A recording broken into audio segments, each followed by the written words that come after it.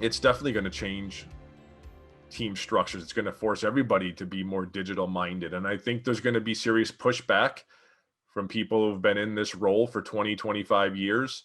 One of the benefits of how I've seen the industry change is that major gift fundraising, in my experience, is a little bit less siloed than it used to be. You know, there used to kind of be the major gift team that was off. They wouldn't go to any meetings. They would just be out of the office talking to donors on their own all of the time, which I think does have some benefit because, you know, the more time you spend with donors, the deeper those relationships are, the more they're invested in the organization. But you miss that potential for collaboration with the rest of the team. And so I think one thing that in this virtual environment that is one of the downsides, I guess, of all of us kind of working from home in our own different environments is that capacity to collaborate can be affected. And so I think, you know, Sean, you've mentioned Slack, tools like that where the team can be more closely connected are going to be really important. Using media assets that the marketing team is putting together to tell stories well.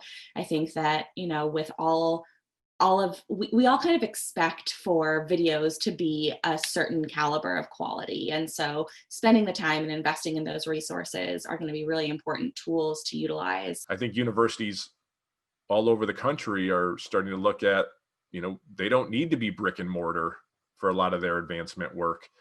And, you know, what does that mean for, you know, traveling? You know, I know a lot of universities are looking at, we probably don't need to do as much travel as we used to do.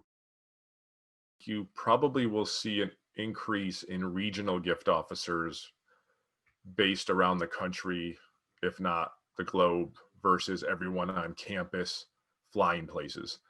I think the work from home revolution is well underway, and that will provide opportunities for universities, I think, to hire great talent and not make them move to small little college towns in the middle of nowhere.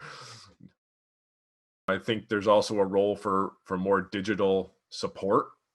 You know, so it doesn't have to be necessarily a fundraiser, but, you know, we've always had kind of major gift associates that have helped fundraisers, and maybe someone like that takes on a more digital role. I've advocated for every major gift shop should have a digital communicator / storyteller within that shop to help the fundraisers who are just really kind of working on moving people through stages and closing gifts.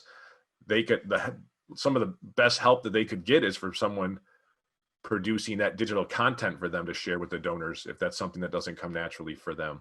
A role which has been around for a long time, but I think is becoming even more important as we have more access to information with the internet and capacity to research, is a person who's doing prospect research or prospect development within the major gifts team. I think that is going to be incredibly more important as we have more access to information and we have capacity to use tools smarter. It's really important to almost be careful what you're after. I mean, if you spend money to get a whole bunch of data and information, or, you know, you sign on with a software that you think is going to provide a solution, are you adequately staffed to utilize the results of that software? I mean, there's a lot of programs out there that can get you data coming out of a fire hose, right? But do you have the team that can then take that data and make sense of it and figure out, you know, how that's going to help you reach your goals?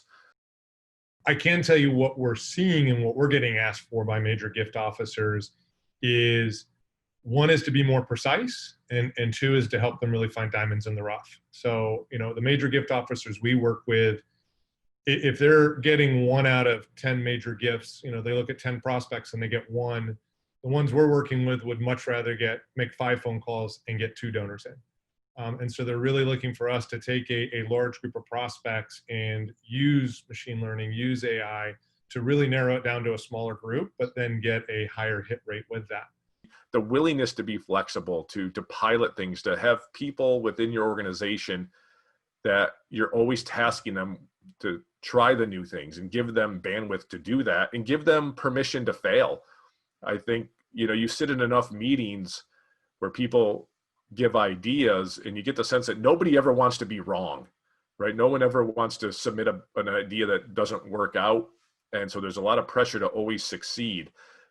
But I think it's really important with technology to create a space internally where failure is okay. You know, we sat down and we're about to partner with an events organization that, you know, they spent 12 months getting ready for an event, and they would spend 3 months just manually going through data. And then that gave them the 6 months before the event to fundraise. We're literally able to take what they did in 3 months and do it in about 3 hours for them. And so now, instead of 3 months of research and 6 months of fundraising, they have 9 months of fundraising.